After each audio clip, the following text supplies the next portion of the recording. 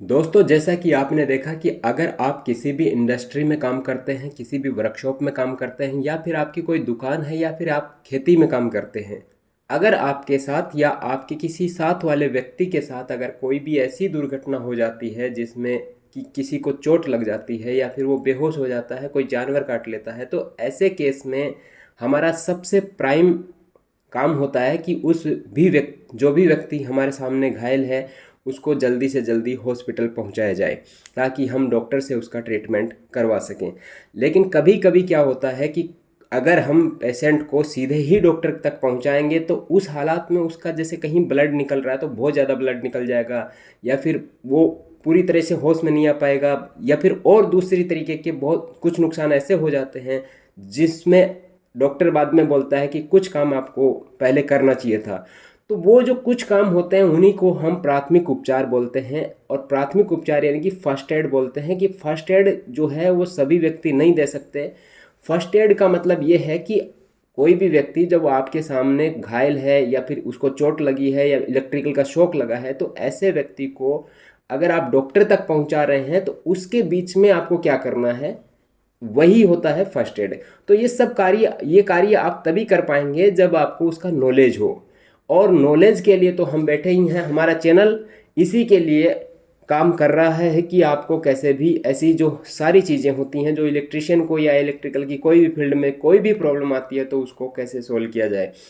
तो नमस्कार दोस्तों, मेरा नाम महेंद्र कुमार सैनी है और आप देख रहे हैं MKSM टेक गाइड। और आज के इस वीडियो के अंदर हम यही बात करेंगे कि फर्स्ट एड की प्रैक्टिस कैसे की जाए और हमको क्या नॉलेज होना चाहिए। देखिए दोस्तों, फर्स्ट एड क्या है ये मैं आपको बता चुका हूँ। और फर्स्ट एड जो है बेसिकली आप देख चुके हैं कि अगर कोई भी व्यक्ति होता है जिसको अगर आपके सामने या आपके साथ में कोई भी ऐसी चोट लग जाती है जिसको अगर डॉक्टर तक पहुंचाना है, तो उससे पहले हमको कुछ ट्रीटमेंट लेना चाहिए जिससे कि जो भी नुकसान होने वाला है वो ज़्यादा नुकसान नहीं हो। तो ऐसे व्यक्ति को जब डॉक्टर तक पहुंचाएंगे तो देखिए, आपके पास कुछ सामान होना ज़रूरी है, क्योंकि फर्स्ट एड अगर आपको देना है तो आपके पास कुछ मेडिसिन्स होने चाहिए, कुछ टूल्स होने चाहिए, और कुछ चीज़ें ऐसी होती हैं जिनकी प्रैक्टिस आपको की हुई होनी चाहिए, तभी वो सब आप काम कर पाएंगे।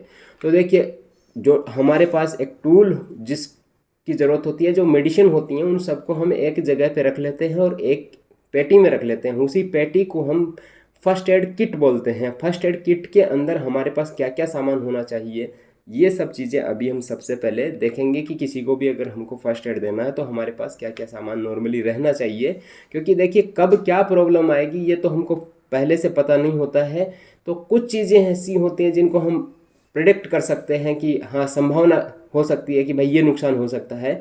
तो ऐसे केस में हमको क्या क्या मेडिसिन रखनी चाहिए नॉर्मली, कि जैसे किसी के चोट लगने पर या किसी के जल जाने पर, या फिर कहीं कोई हड्डी फ्रैक्चर हो जाती है, कहीं कोई खरोच लग जाती है उसको क्लीन करना होता है, या फिर आंख में कुछ चला जाता है, तो ऐसी जो चीज़ें होती हैं उनके लिए हम जो है फर्स्ट एड दे सकते हैं। उसके लिए हमको कुछ सामान रखना पड़ेगा किट में। तो ये किट के अंदर नॉर्मली हमको क्या सामान रखना है उसके बारे में देखते हैं। देखिए, किट जो होता है, मान लो कि जो भी आपने पेटी बनाई है उस पेटी के अंदर आपके पास बेंज टिक्चर आयोडीन होना चाहिए, जो कि कहीं पे भी कट लग जाता है उस टाइम पे इसका यूज किया जाता है। और बीटाडाइन भी इसी काम के लिए यूज़ किया जाता है। अगर कहीं पे भी कोई चोट लगे तो वहाँ पे इन्फेक्शन नहीं फैले, इसके लिए हम उसको बीटाडाइन लगा के हमारा जो पट्टी होता है वो लगा देते हैं, जिससे कि बाहर का कोई भी इन्फेक्शन जो है उस चोट लगी जगह पे इफ़ेक्ट नहीं करेगा। अगर मान लो कि आप का या फिर आपके किसी साथी को कहीं पे जलन हो गया है या जल गया है किसी भी चीज़ से, तो वहाँ पे बर्नॉल क्रीम हम यूज़ करते हैं, टिक्चर बेंजीन भी यूज़ करते हैं। क्लीनिंग के लिए जो है डिटोल यूज़ करते हैं। डिटोल के साथ हम कभी कभी H2O2 या हाइड्रोजन प्रोक्साइड का जो लिक्विड आता है, एक पानी जैसा लिक्विड होता है, उसको भी हम यूज़ करते हैं क्लीनिंग के लिए। अगर कहीं पे भी चोट लगी है तो उस जगह को क्लीन करना होता है। कुछ चीज़ों पे क्या होता है कि कभी कभी चोट इतनी ज़्यादा लग जाती है कि जो मरीज होता है उसको बहुत ज़्यादा भयंकर पेन होता है। तो ऐसे केस में अगर हमारे पास में पेन किलर टाइप की कोई भी मेडिसिन होगी तो उसको हम दे सकते हैं। लेकिन ध्यान रखिए, कोई भी मेडिसिन देते हैं तो उसका आपको पता होना चाहिए कि कौन सी मेडिसिन किस केस में देनी है और उसका कितना डोज दे सकते हैं। कुछ मेडिसिन ऐसी होती हैं जो बेहोशी दूर करने के लिए यूज़ की जाती हैं। तो ये जो है स्पेशली आप अगर मान लो डॉक्टर तक नहीं पहुंच पाते हैं तो डॉक्टर से बात करके पूछ लीजिए कि ऐसा केस है और उसमें हम क्या कर सकते हैं, हमारे पास मेडिसिन है इस चीज़ के लिए। तो देना है कि नहीं देना है, ये सब जो है स्पेशली ऐसी जो बेहोशी दूर करने वाली मेडिसिन होती हैं वो जल्दीबाजी में यूज़ नहीं करनी चाहिए, वो किसी से कंसल्ट करके यूज़ करनी चाहिए, या फिर इसका आपको बहुत अच्छा प्रैक्टिस होना चाहिए। अगर आपको अच्छा प्रैक्टिस है तो फिर आप ऐसी मेडिसिन आप यूज़ कर सकते हैं। उसके साथ में ही आप इधर देखिए, यहाँ पे आप कुछ जो है पट्टियाँ हम रखते हैं, जैसे कहीं पे स्वेलिंग हो गया है, कहीं पे छोटा खरोच लग गया है तो उस पे हम बैंडेड लगा देते हैं, या फिर स्वेलिंग के टाइम पे ये गर्म पट्टी हम यूज़ करते हैं। और भी बहुत सारी चीज़ें हैं, जैसे कि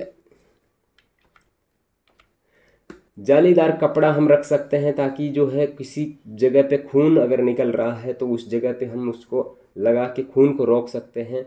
और सेफ्टी पिन्स इसलिए रखते हैं क्योंकि इन जो चीज़ें हैं, जैसे मान लो जालीदार कपड़ा है, कुछ भी आप यूज़ करेंगे तो उसको होल्ड कराने के लिए हमको जो है पिन्स की ज़रूरत पड़ती है कभी कभी। कच्चा प्लास्टर की ज़रूरत फर्स्ट एड में मोस्टली नहीं पड़ती है, लेकिन फिर भी रखने से क्या होता है कि आप छोटा, अगर आपको अच्छा प्रैक्टिस है तो आप कच्चा प्लास्टर कर सकते हैं, उसके बाद में डॉक्टर के पास ले जाके उसको खोल के दोबारा से दिखा के फिर से प्लास्टर करवा सकते हैं अगर ज़रूरत पड़ी है। तो ऐसी कि हड्डी का ही फ्रैक्चर हो गया है, कुछ टूट गया है, तो ऐसे केस में आप डॉक्टर के पास ले जाइए, उसके बाद में वो अपने जो इन्वेस्टिगेशन करेगा, एक्सरे वगैरह करेगा, उसके बाद में आपका जो है ट्रीटमेंट स्टार्ट कर देता है।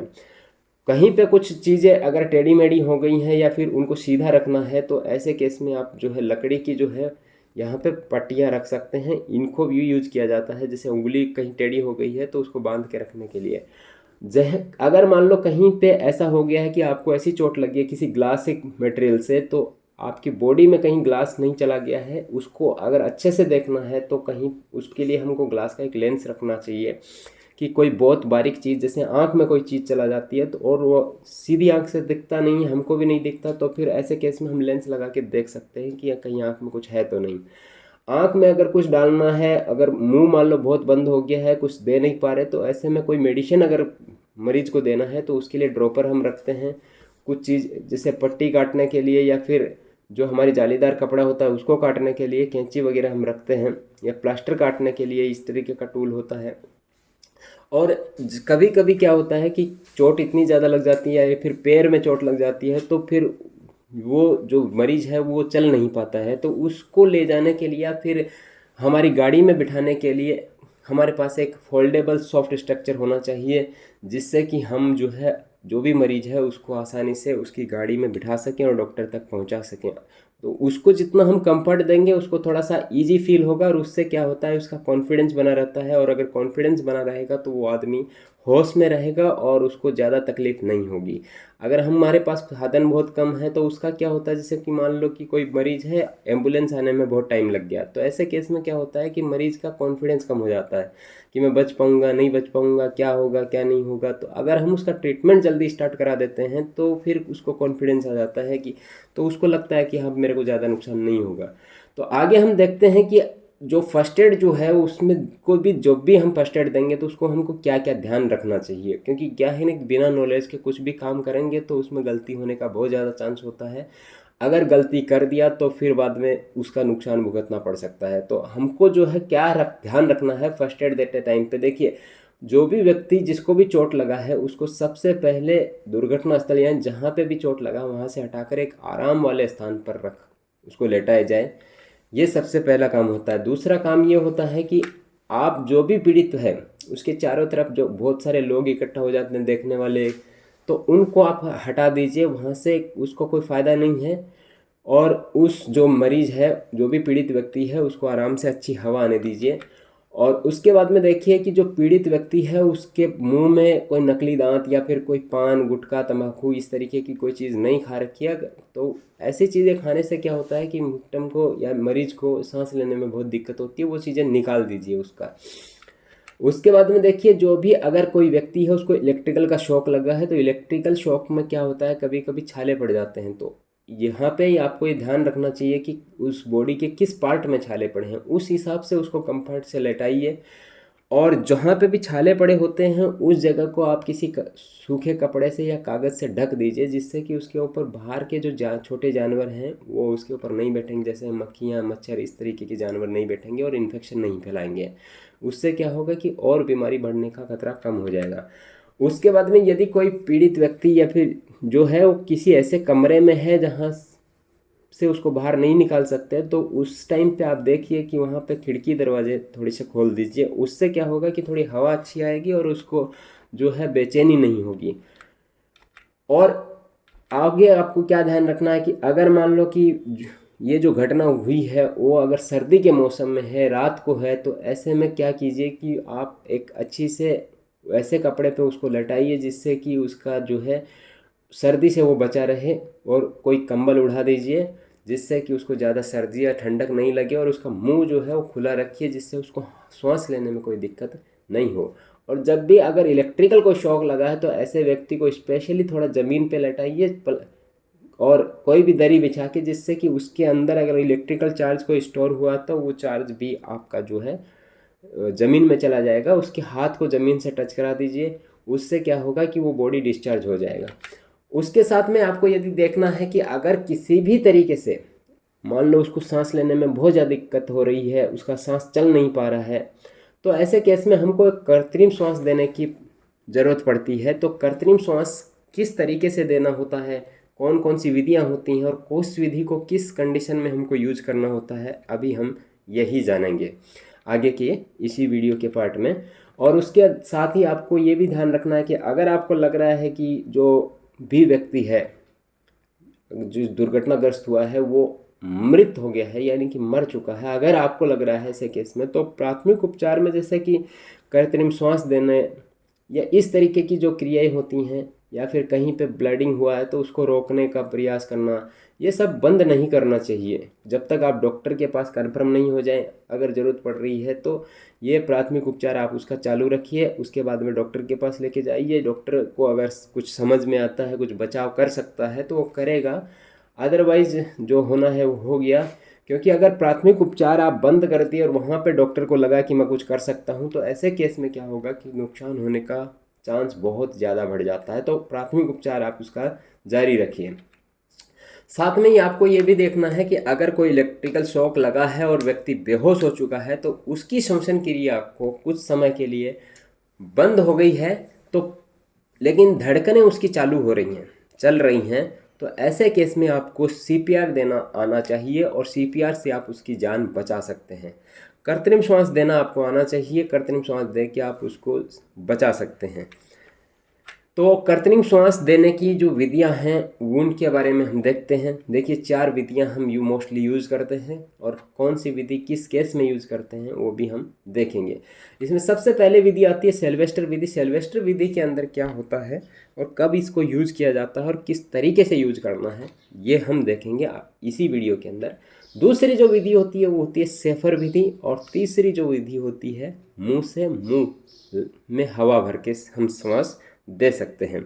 और चौथा जो है कृत्रिम श्वास का यंत्र आता है, उसके माध्यम से भी जो है हम व्यक्ति को जो है कृत्रिम श्वास दे सकते हैं। अगर उसका धड़कने या फिर उसको सांस लेने में दिक्कत हो रही है बहुत ज़्यादा, तो ऐसे केस में उसकी हेल्प कर सकते हैं। देखिए अभी हम 1 बाई 1 देखते हैं कि ये जो चारों विधियां हैं उनको किस केस में यूज किया जाता है और इसके स्टेप्स क्या होते हैं। क्योंकि देखिए गलत तरीके से अगर कोई भी विधि का यूज करोगे तो उससे ज़्यादा नुकसान होने का चांस होता है, फ़ायदा कम होने का उम्मीद रहती है। तो सही विधि और सही तरीका जानना बहुत ज़रूरी है। तो हम देखते हैं कि सेल्वेस्टर विधि जो है वो किस तरीके से काम करती है और किस केस में इसका यूज किया जाना चाहिए। देखिए अगर कोई भी व्यक्ति ऐसा है जिसका श्वास रुक रहा है, सांस लेने में दिक्कत हो रही है, और उस व्यक्ति को सीने की तरफ कोई छाले पड़ चुके हैं, तो हम उसको पीठ के बल लेटाएंगे। और पीठ के बल लेटा के देखिए यहाँ पे जो व्यक्ति है जो यहाँ पे सांस क्रिया करवा रहा है, ये विधि सेल्वेस्टर विधि होती है। और इस विधि के अंदर क्या होता है कि व्यक्ति को जो है कोई भी चोट लगी होती है वो सीने की तरफ होती है, तो पीठ के बल उसको लेटाया जाता है। और इसकी जो स्टेप होती हैं उसको आप अच्छे से देख लीजिए कि सबसे पहले व्यक्ति को लेटा देना है, दोनों हाथ उसकी आधी मुट्ठी बांधकर सीधा फैला देना है, पीड़ित के दोनों हाथ को धीरे धीरे मोड़कर उसके सीने की पर लगाएं। और जो फर्स्ट स्टेप आपने किया है उस स्टेप के अंदर या तो उसके हाथ के ऊपर हाथ रख के या फिर अपने हाथ रख के उसके सीने के ऊपर प्रेशर डालना है 2-3 सेकंड तक, और उसके बाद में अपना प्रेशर रिलीज कर देना है, छोड़ देना है, और उसके सिर की ओर उसके हाथों को फैलाएं और मुट्ठियां खोल दें। ये एक राउंड हुआ। ऐसे राउंड आपको 10 से 12 बार पर मिनट करने हैं। 10 से 12 बार राउंड करेंगे और ये क्रिया तब तक करनी है जब तक कि उसकी श्वास जो है सुचारू रूप से चालू नहीं हो जाए। अगर आपको इस केस में 10 मिनट लगती हैं तो 10 मिनट करना है, 15 मिनट लगती हैं तो 15 मिनट करना है। इसमें कोई टाइम रिस्ट्रिक्शन नहीं है। जब तक आप इसको कर सकते हैं या फिर जब तक आप डॉक्टर तक नहीं पहुंच जाए तब तक आपको ये क्रिया करते रहना है। इसमें क्या होता है कि धीरे धीरे जो बेनिफिट होता है वो धीरे धीरे बेनिफिट होके विक्टिम जो होता है वो पूरा सर्वाइव करने लग जाता है, अपने श्वास खुद लेने लग जाता है। और ये बहुत कारगर विधि है, इसके ऊपर लोगों का बहुत ज़्यादा भरोसा है। तो ये विधि आप समझ गए होंगे कि किस तरीके से करना है। इसके लिए एक वीडियो आपको हम दिखाएंगे। इस वीडियो के अंदर आप देखकर अच्छे से समझ जाएंगे कि ये विधि किस केस में यूज़ की जाती है और इसको देने का जो है क्या तरीका होता है। स्पेशली क्या होता है कि जब भी कोई व्यक्ति अगर घायल हुआ है जिसके साथ हमको सीपीआर देना होता है तो देने का कॉन्फिडेंस नहीं आता। ये सब कॉन्फिडेंस वाली जो बात है वो तभी आती है जब हम प्रैक्टिस किए हुए रहेंगे और या फिर हमको इस चीज़ का अच्छा नॉलेज रहे कि कैसे करना होता है, कितनी देर करना होता है, 1 मिनट में कितनी बार करना होता है। ये सब चीज़ें अगर आप अच्छे से याद रखेंगे तो उससे क्या होगा कि आपको जब भी आप किसी के साथ ऐसा कर रहे हो तो उसमें आप घबराएंगे नहीं और आराम से आप अपना काम करते रहेंगे। तो अभी इस वीडियो के अंदर आप देखते हैं कि ये किस तरीके से किया जाता है।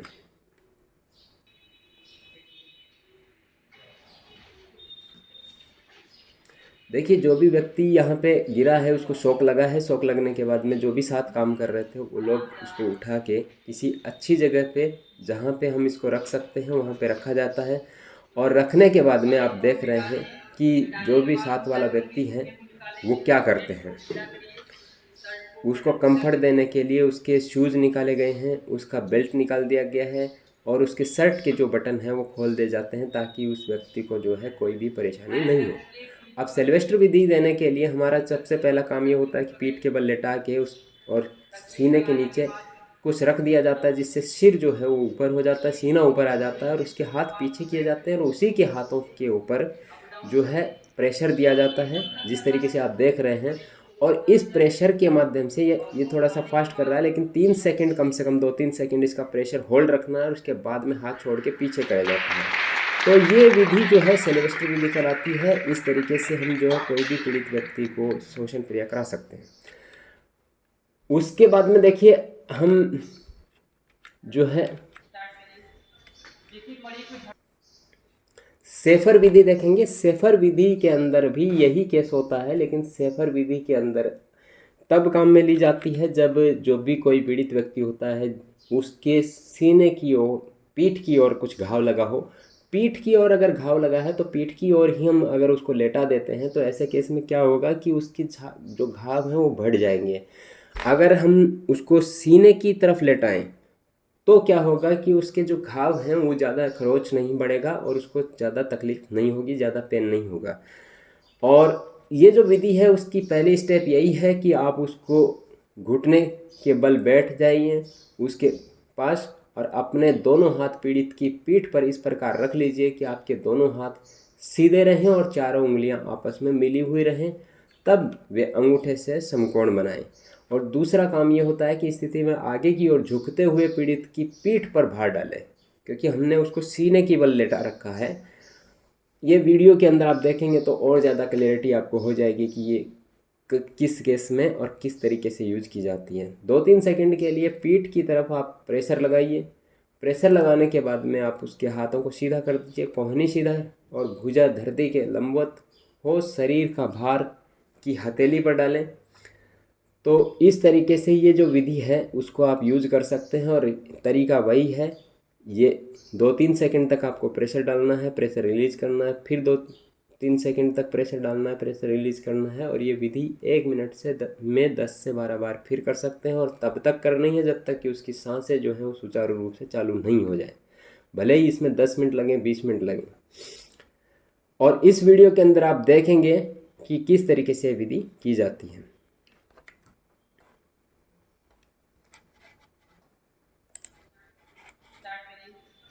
जिस मरीज को झटका लग चुका है अब हम ट्रीटमेंट के लिए इसको जा रहे हैं। चलिए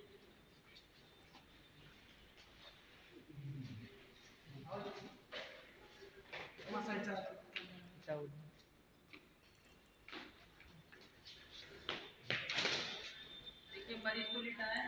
लिटाने के बाद हम क्या करेंगे, पहले जो भी बंधा हुआ चीज है, बेल्ट है, शर्ट का बटन है, जूते, ग्लव्स, हेलमेट, इन तो सबको पहले सबसे पहले यही किया जाता है हटाने कि के बाद मरीज को मरीज की कंफर्ट जोन में लाया जाए, यानी कि उसके जूते वगैरह या फिर कोई बेल्ट, हेलमेट या फिर मुंह से कोई भी चीज़ है तो वो सब चेक कर ली जाती हैं, और साथ में इसके कपड़े जो हैं वो खुले लूज कर दिए जाते हैं जिससे कि उसको आसानी हो। उसके बाद में उसके उसको बाद मरीज पीठ को के हम बल लेटाया जाता है। पीठ के बल लिटाने लेटाने के बाद लगेंगे। में जो लिटाने है के बाद हमारा हम सीधी जो है तरीके सेफर का विधि स्टार्ट की एक जाती है। इस तरीके ये से उसके लगाते हैं, हाथ उसका पीछे कर मतलब है। देंगे अब या मरीज फिर को एक बाएं हाथ आगे साइड भी कर बाएं दिया साइड जाता है जिससे कि वो रखना कंफर्ट है। में रहे, अब और बाएं उसको साइड रखने सांस के जब साथ साथ सुचारू हम रूप से मरीज स्टार्ट हो तो उसमें कोई दिक्कत को नहीं हो। और उसके अभी देखो यहाँ पे पीठ के खड़े ऊपर होने के बैठ बाद के हम इस तरीके से ट्रीटमेंट हम के जो लिए अपने हाथ मरीज रखेंगे के और हाथ से इस तरीके से टेबल पे प्रेशर लगाते हैं। बैठ प्रेशर जाएंगे, लगा के जो है जैसा कि दिखाया जा हम रहा है। जो है और उसकी हम श्वसन क्रिया कृत्रिम तरीके से मरीज के सुचारू पसीने कराने की पर कोशिश यहाँ पर करते हम हैं। 90 डिग्री को तो लेते हैं, इस तरीके ताकि से हम हमको हाथ बना के रखना है। ये तरीके से प्रैक्टिस कर यहाँ सकते हैं, नीचे किसी भी ऊपर व्यक्ति के दबाव ऊपर देना कर है, सकते उसके हैं, बाद उससे कोई छोड़ना है। तकलीफ नहीं होगी। दबाव ऐसा देना नहीं है है, कि आप छोड़ना है, अगर ये प्रक्रिया किसी जिसकी सांस पहले से चल रही है उसके ऊपर ये करना प्रैक्टिस है। करेंगे तो कब तक करना उसकी है, सांस जब बंद हो जाएगी। उसके बाद में देखिए जो तीसरी विधि है वो हम देखेंगे, स्टार्ट करिए। देखिए वो है हमारी मुंह से मुंह में हवा भर के जो सांस दी जाती है उसके। ये जो है विधि सबसे कारगर विधि है, सबसे फास्ट काम करती है, और ये सबसे कम नॉलेज से भी जो है स्टार्ट की जा सकती है। इस विधि को करते टाइम पे देखिए क्या होता है कि इसको लोबड़ विधि भी कहते हैं, और मुंह से मुंह हवा भरने की प्रक्रिया 2 स्टेप में हम प्रयोग करते हैं। पहली स्टेप ये होती है कि पीठ के बल व्यक्ति को लेटा दिया जाता है, और अब पीठ के नीचे तकिया लगा दें, और जिससे उसका मुंह जो है थोड़ा सा ऊपर हो जाएगा। और दूसरा जो काम किया जाता है वो मुंह को अच्छी तरीके से साफ करके उसके खुले मुंह पर कोई महीन कपड़ा रख कर, और एक हाथ से उसकी जो नाक होती है उसको बंद करके अपने हाथ से उसके मुंह में बलपूर्वक झटके से हवा भरते हैं। और ये ध्यान रखें कि हवा बाहर नहीं निकले, क्योंकि अगर हवा बाहर निकल गई तो उसके फेफड़े नहीं खुलेंगे। हवा को बाहर निकलने के लिए अपना मुंह हटा लें, और उस यही जो प्रक्रिया है वो 10 से 12 बार आप पर मिनट कर सकते हैं, जब तक कि उसकी श्वास जो है सुचारू रूप से चालू नहीं हो जाए। तो इस इमेज के अंदर आप देख सकते हैं, अच्छी तरीके से देख सकते हैं ये किस तरीके से किया गया है। यहाँ पे एक कपड़ा लगाना बहुत ज़रूरी होता है। अगर कोई भी महीन कपड़ा अगर आपके पास है तो उससे क्या होगा कि आपके मुंह के कीटाणु उसके अंदर जाने के चांस बहुत कम होंगे। तो ये विधि भी बहुत कारगर विधि है, बहुत सरलता से स्टार्ट की जा सकती है किसी भी व्यक्ति के साथ। सांस इतना ज़ोर से भरें कि उसके फेफड़े जो है आपको फूलते हुए दिखें। अगर आप इतनी ज़ोर से सांस नहीं भर रहे हैं तो उससे आपका जो है रिजल्ट बहुत कम आएगा। ठीक है, तो अभी देखिए चौथी जो विधि होती है उसकी बात करते हैं कि चौथी भी जो होती है कृत्रिम यंत्र होता है, जिसको आर्टिफिशियल जो है रेसिप्रेशन इंस्ट्रूमेंट बोलते हैं, उसके माध्यम से भी जो है आप ये विधि कर सकते हैं। अगर आप नहीं दे पा रहे हैं, आपके पास वो इंस्ट्रूमेंट है, तो ऐसे केस में आप इसका यूज कर सकते हैं। देखिए इस यंत्र का जब भी आप यूज करेंगे, वीडियो के अंदर आप देख के समझ जाएंगे कि किस तरीके से इसका यूज़ किया जाता है। और व्यक्ति को लेटा के उसके मुंह पे इस तरीके से लगा के, कभी कभी इसके अंदर ऑक्सीजन का सप्लाई भी ऐड कर दिया जाता है। और अगर आपके पास ये इंस्ट्रूमेंट है तो आप इसका यूज़ कीजिए। ये बहुत ही अच्छी कारगर चीज़ है, इसमें आपको ज़्यादा नॉलेज की ज़रूरत भी नहीं होती है। इसके हाथ में, जैसे हाथ में यहाँ पे जो पंप दिख रहा है, उसी पंप को हमको जो है यहाँ पे पुश कराना होता है। ये जो हिस्सा होता है वो नाक और मुंह के ऊपर लगा दिया जाता है। ठीक है, तो इस वीडियो के अंदर अभी हम देखेंगे कि किस तरीके से ये यंत्र यूज किया जाता है। With the use of a BVM and oxygen, we're going to give the patient approximately a 95% pure oxygen flush. Using the mask is important that you do it correctly. We use a technique called the anaesthetist grip. 2 fingers onto the mask itself, one at the top and one at the bottom. 1 hand onto the bag itself underneath the holding strap, and 3 fingers remain free flowing in the air. The mask is then placed onto the nose and face, covering both the airway and the nose at the same time. The 3 fingers link onto the jawbone, and then the head is rolled back, opening the airway, and the 2 top fingers press down, giving you a good seal with the mask to the face. The bag is then squeezed using a nice gentle pressure for approximately 1 second per breath. maximum of 2 breaths. And we look for the chest rise and fall, and we feel for any strange sensations, noises, gurgling or bubbling whilst squeezing the bag. This will indicate still problems with the airway, either the tongue or fluids still in the airway, occluding the flow of oxygen. So the bag and mask also becomes your eyes and ears whilst being used. If you feel any strange sensations, bubble or gurgle, or if the bag doesn't inflate properly when we squeeze, then we start.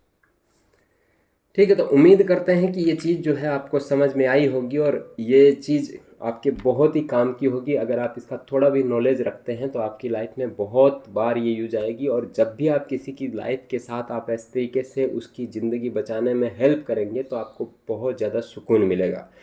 अगर आपको लगता है कि हमने आपकी ज़िंदगी में कुछ भी वैल्यू ऐड की है तो इस चैनल को सब्सक्राइब ज़रूर कीजिए, और इस वीडियो को लाइक करके आपको लगता है कि ये बाकी और लोगों तक भी ये जानकारी पहुंचनी चाहिए तो उनको शेयर ज़रूर कीजिएगा। धन्यवाद।